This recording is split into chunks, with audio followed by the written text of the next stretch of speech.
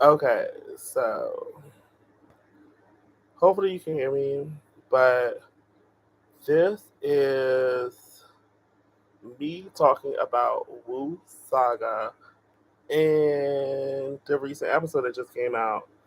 So the recent episode literally came out, and I'm really, first of all, am glad that it actually came out because I was waiting for that all last season, and I was hoping that it didn't get canceled.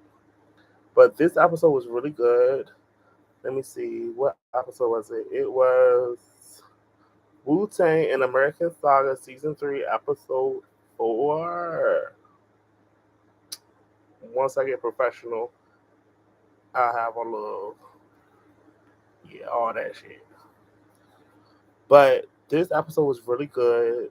It's really just more about teamwork and how every team functions and how to maneuver the team without maneuvering the team. And it's nice to see, them work it out without them knowing that they're working it out. So um, it starts off with them going on tour, and I need to get better at the names, but they go on tour. They're telling their loved ones, "I love you," whatever, setting up plans because it's a tour, so you plan on doing something extra crazy, and you don't want to, but you want to make sure that whatever you got at home is at home, rather than it being a mess when you get back. So hold on, I got their words. I'm gonna pull up names.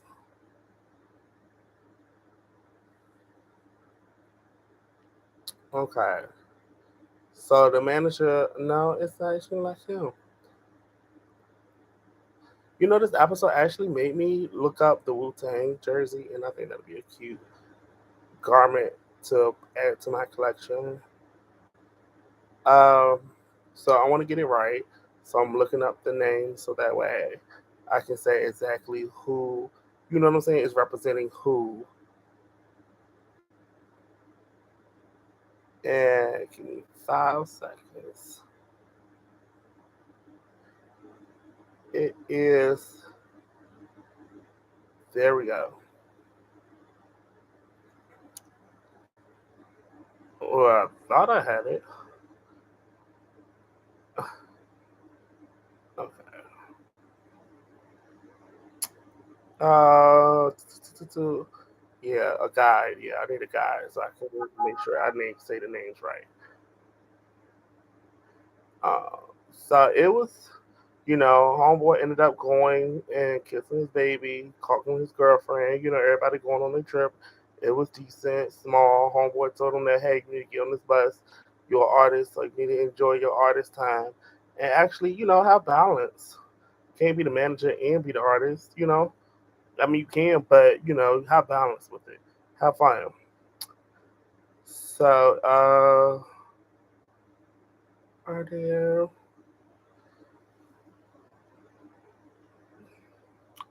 Okay, so basically he was like, "Oh well, that's cool." He ended up having to hold back, which basically he's sleeping on the couch because I ain't see no bed. And members Wu Tang. Oh, you know what? Wu Tang Saga cast. Look at card. Boom. I got the cast. So Dennis is the manager, keeping everything together, but he said he's not traveling on that bus because that's not the manager's bus. You feel me? Which is, I don't want to travel with my manager because you're always gonna be picnicking at every little thing. And no, actually, it's Devon Diggs that actually is the manager. Dennis is the one that carries the gun on the bus. And I'm surprised they didn't get pulled over for all the weed.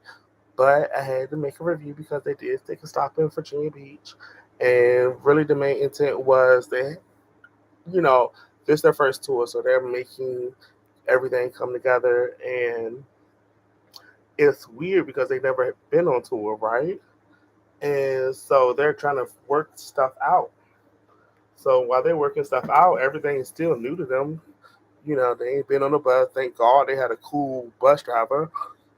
But, you know, Bobby Diggs is really trying to make sure everything is kosher, everything is good. And throughout the middle of the, almost to the close, who was it? Because it's on the top of my brain. But it was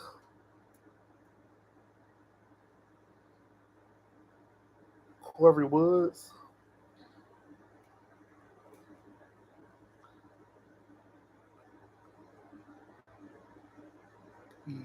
Yeah.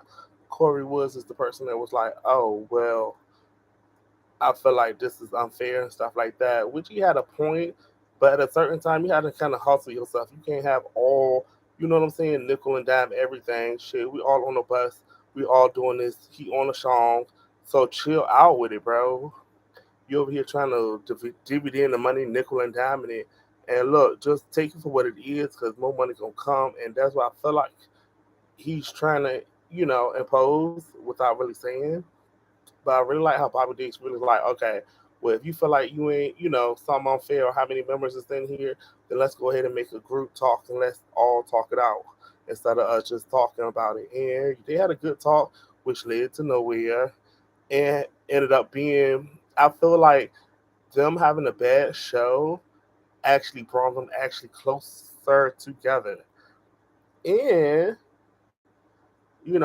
I understand that, Method Man and another artist has a record, but it's the point of I can't help if you not the money's already made.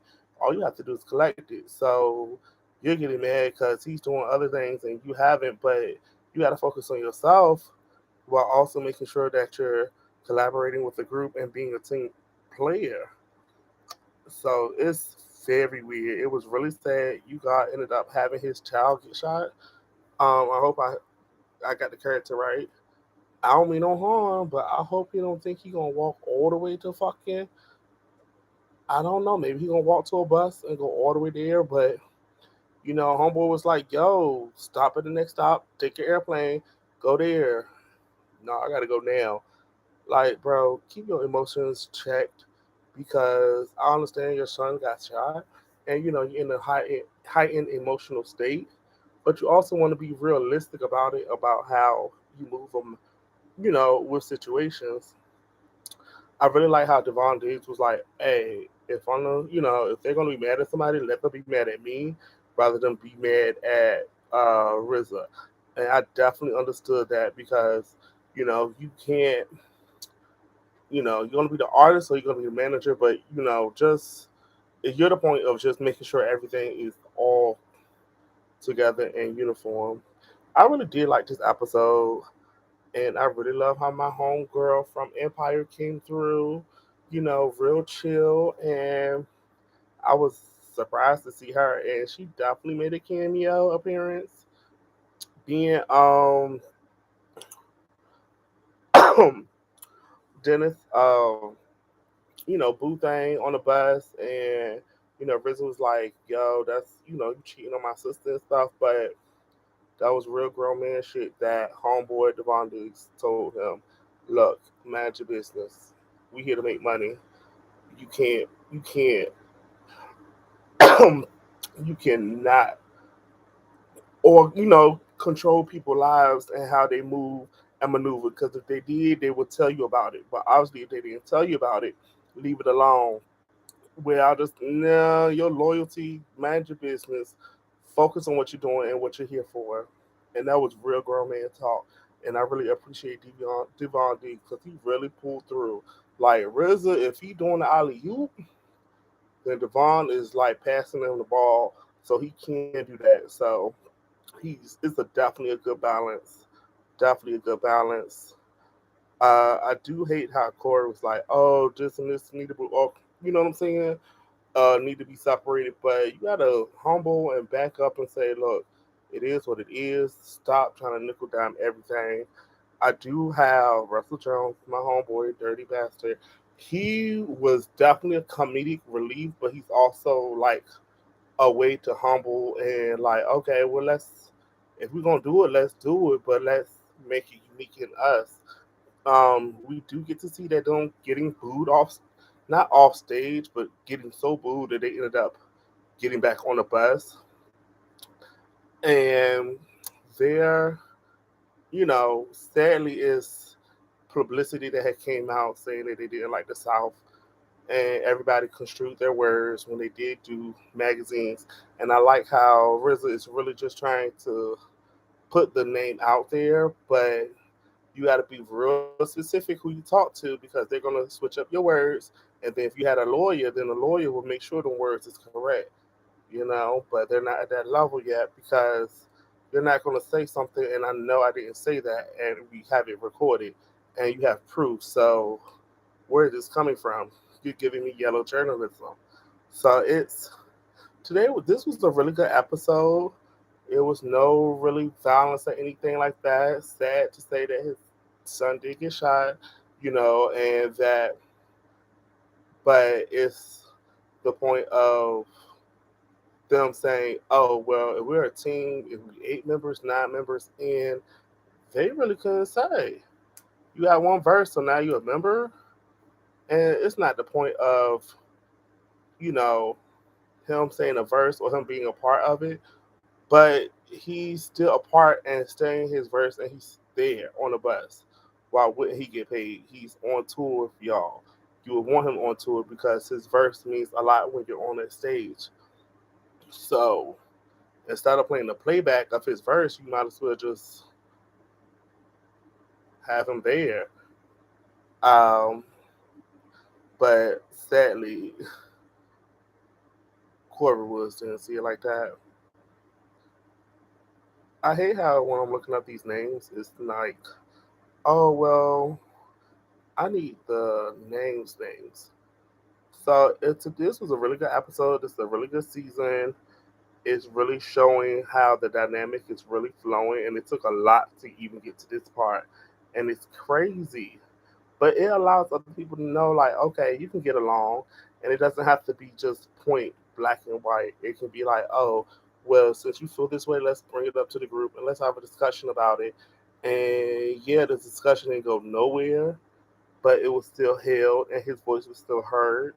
And Rizzo has a good way of making sure everybody's voice is heard, and I really like that about him. I'm just sad that it took so long for him to even get to this point. I'm really excited to see what the next episode. And yes,